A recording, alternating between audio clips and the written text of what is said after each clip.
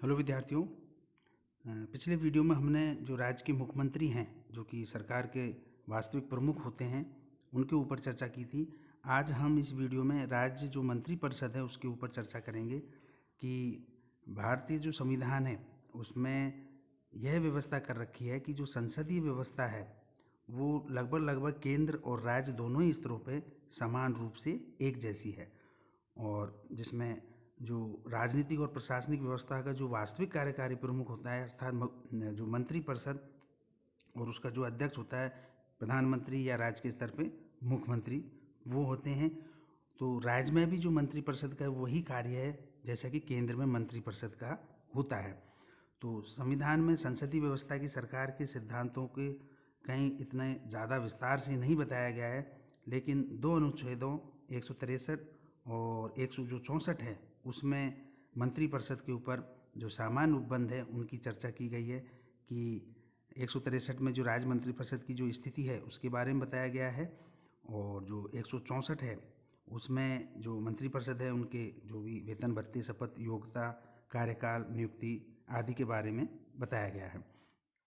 जो संवैधानिक प्रावधान है हमारे संविधान में, तो 163 में जैसे कि राज्यपाल वो कार्यों को छोड़कर जो वो अपने विवेकानुसार करते हैं उनके अलावा उनको कार्य करने के लिए और सहायता सलाह देने के लिए एक मंत्रिपरिषद की व्यवस्था होगी और उसका अध्यक्ष एक मुख्यमंत्री होगा। इस दौरान मुख्यमंत्री या मंत्रियों ने उन्होंने क्या सलाह दी इस पे किसी न्यायालय में उसकी जांच भी नहीं की जा सकती, और विवेकानुसार जो कार्य हैं राज्यपाल में उनका विनिश्चय उसमें अंतिम होता है। उनके इस आधार पर प्रसंगत नहीं किया जा सकता कि उनमें विधि की जो मान्यता है सर्वमान्यता वो है या नहीं। तो जो मंत्रिपरिषद है उसका संवैधानिक प्रावधान के अनुसार केवल एक ही कार्य है कि वो राज्यपाल को सहायता और सलाह देंगी। 164 है जो अनुच्छेद, उसमें जो मुख्यमंत्री हैं उनकी नियुक्ति राज्यपाल द्वारा की जाएगी और अन्य जो मंत्री हैं उनकी नियुक्ति मुख्यमंत्री के परामर्श से राज्यपाल करेंगे। यहाँ मुख्यमंत्री सहित जो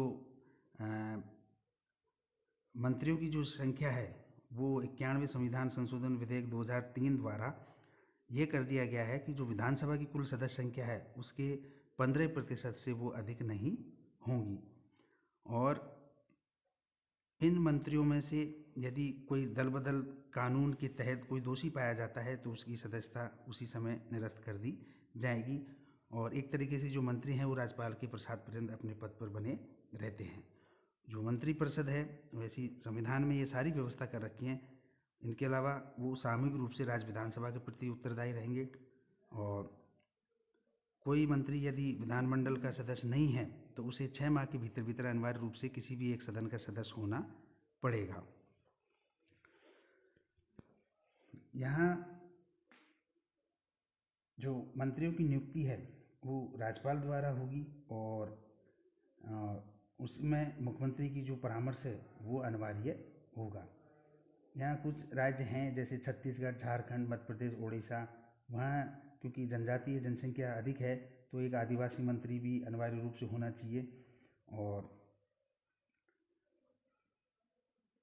उसी व्यक्ति को बतौर मंत्री नियुक्त किया जाता है जो विधानसभा या विधान परिषद में से किसी एक का सदस्य हो।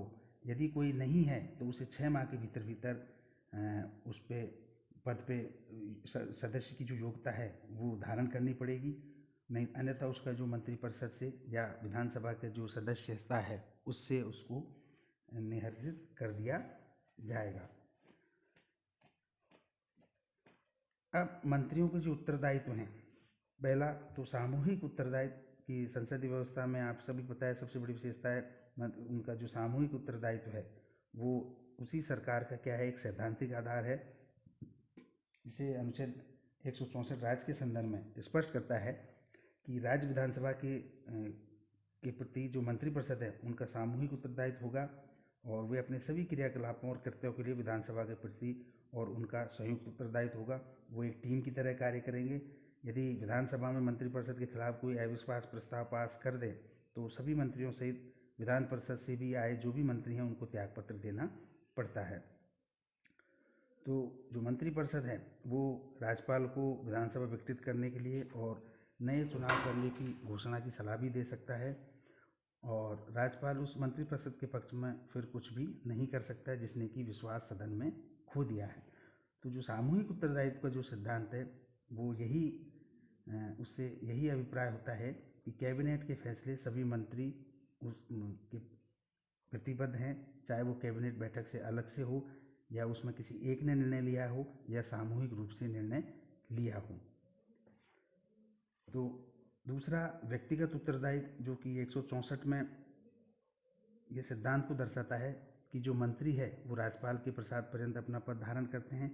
तो राज्यपाल किसी मंत्री को तब तक किसी भी समय हटा सकता है जब वह विधानसभा में विश्वास खो दे, लेकिन मुख्यमंत्री की सलाह पर भी यदि उनमें आपस में कोई मतभेद हो और कार्यकलापों से मंत्रियों के से यदि संतुष्ट नहीं हो तो मुख्यमंत्री उस मंत्री से त्यागपत्र मांग सकता है या राज्यपाल से उसे बर्खास्त करने की सलाह दे सकता है। तो इस तरीके से जो मंत्रिमंडल है उनका ये सामूहिक उत्तरदायित्व और जो व्यक्तिगत उत्तरदायित्व होता है, जो कि लगभग वैसा ही है जैसा कि केंद्र सरकार के होता है। यहाँ जो राज्य के जो मंत्री हैं उनके पास किसी प्रकार का कोई विधिक जो उत्तरदायित्व है वो नहीं होता। राज्यपाल द्वारा जो लोक अधिनियम के तहत किसी आदेश पर मंत्री के प्रति हस्ताक्षर की भी आवश्यकता नहीं होती। इसके अतिरिक्त न्यायालय मंत्रियों द्वारा जो सलाह दी जाती है राज्यपाल को, उसकी किसी प्रकार की कोई समीक्षा भी नहीं हो सकती। अब मंत्रिपरिषद का जो गठन है वो मुख्यमंत्री समय और जो परिस्थिति होती हैं उनके हिसाब से इसका निर्धारण करता है। तो केंद्र की तरह ही राज्य मंत्रिपरिषद के भी 3 वर्ग हैं, कैबिनेट, राज्य और उप मंत्री। उन्हें जो भी विशेष पद, विशेष भत्ते, राजनीतिक महत्ता है उसके हिसाब से उनमें विभेद होता है, और इन मंत्रियों के ऊपर मुख्यमंत्री राज्य में सर्वोच्च जो शासकीय प्राधिकारी है उस रूप में होता है। तो जो कैबिनेट मंत्री हैं उनको राज्य सरकार के जो भी महत्वपूर्ण विभाग हैं जैसे गृह, शिक्षा, फाइनेंस, एग्रीकल्चर, वो दिए जाते हैं और सभी कैबिनेट के सदस्य होते हैं और उसी बैठक में भाग लेकर ये नीतियों के निर्धारण में अपनी महत्वपूर्ण भूमिका निभाते हैं। जो राज्य मंत्री हैं या तो उन्हें स्वतंत्र प्रभार दिया जाता है जो कि कैबिनेट जो मंत्री होते हैं उनके सहयोग के लिए, और ये भी जब कैबिनेट की जो बैठकें होती हैं उनमें ये भाग नहीं लेते, लेकिन विशेष तौर पर यदि उन्हें अनुमोदित किया जाए या बुलाने के लिए कहा जाए तो वो कैबिनेट की मीटिंग में भाग लेते हैं। तो पद के हिसाब से जो उपमंत्री हैं वो इन राज्य मंत्रियों के बाद होते हैं, इन्हें स्वतंत्र प्रभार नहीं दिया जाता, ना ही ये कैबिनेट की बैठकों में भाग लेते हैं। ये मात्र केवल कैबिनेट मंत्रियों के साथ साथ उनके जो प्रशासनिक, राजनीतिक और जो संसदीय कर्तव्य हैं उनमें सहयोग देने के लिए इन्हें संबद्ध किया जाता है। तो